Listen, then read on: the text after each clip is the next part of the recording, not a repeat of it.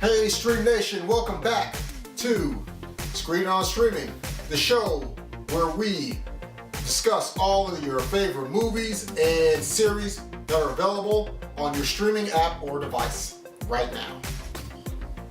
This episode of Screen on Streamin', we review Once Upon a Time in Shanghai as well as Iceman. We also review the Netflix streaming series Bloodline. The first film we're reviewing today is called Once Upon a Time in Shanghai. It stars Philip Ng, Sammo Hung, and Andy On. Our first movie, Once Upon a Time in Shanghai, is about a family, well, a ragtag misfit kind of family that are in rural China, and they move together by a boat to go to mainland China and go to Shanghai because they heard Shanghai is where they can make a fortune. So that's where the story takes place. That's what it's called, Once Upon a Time in Shanghai. And they get into a bunch of shenanigans and a bunch of items and issues happen once they get there. There's a bunch of other weird stuff that's revealed, but that's what happens during the movie. I was disappointed with Once Upon a Time in Shanghai for the most part because the introduction to the film, the opening scenes they suggested an amazing film, but instead it was about the best part of the movie. But they were amazing. The intros were amazing. Downhill from there. It was great. It's okay. It's not horrible. It's not horrible. But I didn't like it. I expected a lot more. We watched two martial arts movies for this episode and kind of compared the two. I like the other one better. And this movie, while it's okay, it suggested that it was going to be a lot better than it ended up being. So I was disappointed with Once Upon a Time in Shanghai. I personally liked Once Upon a Time in Shanghai. This is where we have to split hairs here because I thought, first of all, I've been waiting for this movie. I've been waiting for both the movies we're going to review for a long time, okay? I've been waiting for them. I knew when they were announced. I knew when they came out in Hong Kong. And okay, so Once Upon a Time in Shanghai, for me, it was really solid because they had some solid fight scenes. For the most part, were solid. Even though, the set was good. Great set, great costumes. It was a period piece set in the 1920s, I believe, yeah. China or Shanghai, China, and I mean everything looked good. They had like the old automobiles, the dress, the Charleston-looking clothes from the 20s. They had that, okay, and it looked good, okay. But, okay, even with that being said, there were not enough fight scenes. Not enough, not even by far. Opening scene of the movie suggested it was going to be an awesome fight-filled martial arts movie. It was not. Not by a long shot. Maybe 4, maybe 5 fight scenes, and they were good. They were good fight scenes. They're few and far between. Few and far between, and when we say few and far between, when he says that, I mean you are literally watching a fight scene. Story, backstory. Little fight scene, story, more story. Fight scene, movie's over. Okay? If I wasn't planning on reviewing it, I would not have finished this movie. I just wouldn't have. I saw the first few minutes of this movie knowing that I was getting ready to review it, and I had high hopes. I had very high hopes for it, and it let me down. If you watch the beginning of this movie, you will see that you too might expect to see some amazing fight scenes. I was very disappointed with the star of this movie. He's probably an amazing martial artist. If I had to deal with him or something, I probably wouldn't want to fight this guy. But I don't want to watch another one of his movies. I didn't like his fighting. I was just consistently disappointed with the star of the movie. Andy On was tight. The Long Chi character. Yeah. That dude's awesome. But I am not a fan of Philippine. The other movie that we are reviewing is a movie starring Donnie Yen called Iceman. Iceman is about some soldiers, some guards from the Imperial era. Yes, era. And they're I think they were Ming Dynasty. Yeah, that sounds right. They were frozen somehow and are discovered and thawed and reanimated, more or less, eventually in present day? Present day, yeah, present day. Okay, well, there are 4 of them from the past, I believe, and 3 are kind of, they're bad guys, they're enemies of Donnie Yen's character, and Donnie Yen is just confused with what he is surrounded by. I liked Iceman. It's a martial arts movie, and it's also rather entertaining. It's funny. No, it's good. I liked it more than my brother did. But Iceman is a stronger martial arts movie than Once Upon a Time in Shanghai, in my opinion. Even with all the wire work? The wire work is what I was And all getting the at. special effects. Most of the fight scenes were special Okay, effects. let me say this. I turned on Iceman before I was even aware of the existence of Once Upon a Time in Shanghai. And when I watched the first few minutes of Iceman, I turned it off because I love Donnie Yen and I was very upset that there was at the extent of the use of wire work in the movie, the people flying around and stuff. I just can't use it. I don't like it. I don't like that. And there was a lot in the beginning, so I just wasn't gonna watch it either. But then, for the show, I went ahead and watched the rest of Iceman, and I ended up surprisingly entertained. It was funny, and there were a lot of very good fight scenes. And Donnie Yen was in it, of course. You know, it's another very good martial arts movie. Once Upon a Time in Shanghai is not, in my opinion, but I ended up thoroughly entertained with Iceman. It took a minute, but it's a pretty good movie. I really liked Iceman. But in Iceman, oh no, for any Hong Kong action, whatever movie type people, please don't use wire work for just no reason at all, and it does not explain. Get better If you actors gotta and use stuff, wire work, make sure it has to do with like the story or like it's Or either explain saying it, explain justify it. it. Yeah, Yeah, justify it. It takes away from, with respect to that, what we're saying is that it takes away from the movie. Actual ability, Yeah, no, what the actual ability of the talented yeah, the martial talented artist. person. Right, that too. It takes away the ability of the person of the movie. It takes away what they can actually offer, and also it makes the movie kind of like phony or hokey. Like it's almost like you just threw some special effects in there just for the heck of it. Like we just went beep, and we just threw something in this video that had nothing to do with the video, but we just threw it in there because hey, let's throw it in there because maybe people will like it. I mean, We could that's do how it. we Most feel. of you guys would hate that. Right. That's how we felt about the use of wire work in a Donnie Yen movie. To the extent they used it. CGI also, it was. I really liked the movie, but it did a number of things questionably, let's say. Still a fan. I liked Iceman. I prefer it to Once Upon a Time in Shanghai, if nothing else. To me, complete 180. Like to me, I did not like Once Upon a Time. Oh, I'm sorry. We already talked about that. But I did not like Iceman because I read about Iceman, and Iceman is actually a remake of another movie that came out in like I think it was the 90s or the late 80s. The exact same story, but it's a remake, okay? And this time they decided to do a 2-part of it. And to be honest with you, I expected a lot more from Donnie Yen because he's Donnie Yen and all the other stuff that he's put out. I expected action, I expected realism, I expected him blending in current.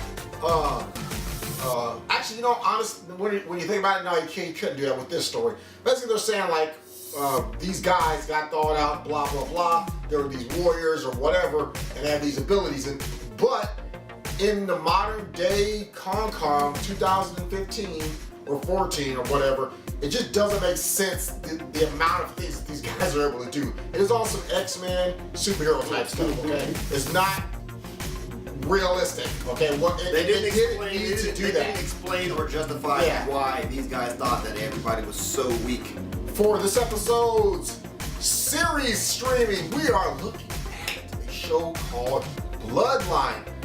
And Bloodline, for me, had a lot of anticipation built up because it is being heavily promoted by Netflix right now, and because it's an original series, and I expect a lot. Okay, if you're going to be in the area of House of Cards and those type of things. Okay, if you're going to be in that type of realm, I expect quite a bit. Bloodline didn't do that for me, okay? Bloodline is a story about, it's a story that starts off telling you about this family and the problem that this family has and a very tragic, possibly evil incident that happens. And the rest of the series is supposed to explain to you how it got that way, okay? There is a couple of actors in there that you might recognize. To be honest with you, I recognize Sissy Spacek as the mother, and she did a good job. She's always doing a great job as an actress. And the main father, he was a great. Sam Sheppard. Sam Sheppard. He was a good. He played his role really well. He was very believable. Okay, they were good in the show, and I really appreciated their performances. Everybody else in the show, I didn't like. Everybody, okay? Wow. I was upset by the way that we were supposed to believe that these people were a family and how things were supposed to get very dark and go to some very horrible conclusions. So for me, I didn't believe them as a family unit. I didn't believe what was going on. And I honestly, the main driving actor, whose name I don't remember right now, he did not do a good job at all. He's not doing a good job. The man who plays his brother, he's doing a good job as far as his believability, but it can't carry the show. Huh? The bad brother. He's doing a great job. He looks like a dirtbag. Right, because he looks like a dirtbag, but he can't carry the show. Okay, he can't carry the show. And I think they threw a couple people in there like Mira Kirshner and Linda Cardellini. Oh, Freaks and Geeks fame. And Grandma's Boy on the radio. Grandma's Boy. Oh my gosh, they threw her in there, but she looked kind of not like kind of good, Linda. Sorry, Linda. Sorry, no hate. But yeah, you look a little weird in that movie to me. You look in that show. So that sandwich wouldn't kill you. Yes. Eat some more food. You look a little vapid. So anyway, moving right along. So those characters, as supporting characters, they didn't make the show successful. So my advice to you guys, if you're gonna go into a Bloodline season 2, is to possibly work on a main actor and work on connecting what the hell's going on in the story. There you go. Because we don't care. We're getting to the point where like now the viewers are not feeling like they're connected.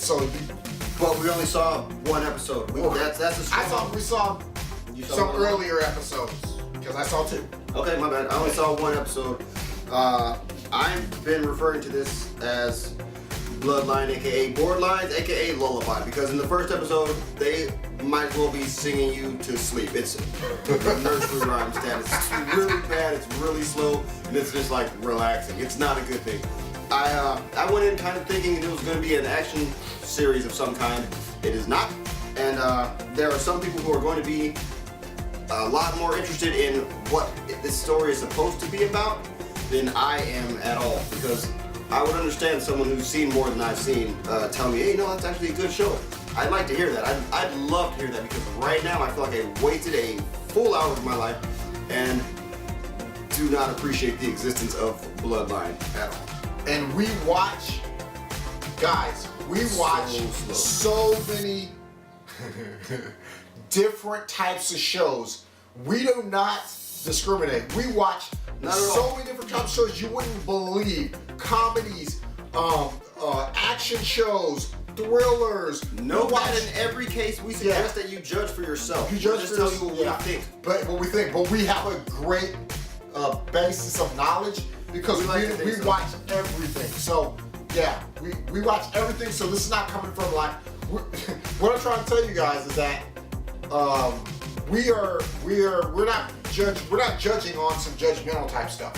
Okay, we're judging on an even plate for these things. This is our intent. I think that I at least am aware that this might affect a broad audience in a way that it just didn't reach me.